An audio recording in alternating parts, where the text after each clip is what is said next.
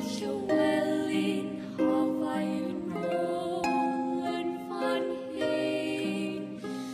Y gwirth dan gyryd yn gydd ha'i gyd gelain can celwydd.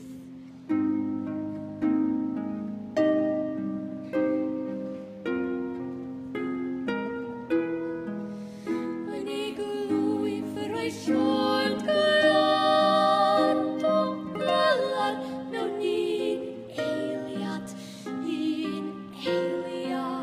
o anffadwaith, sori drist a rwyd i'r iaith.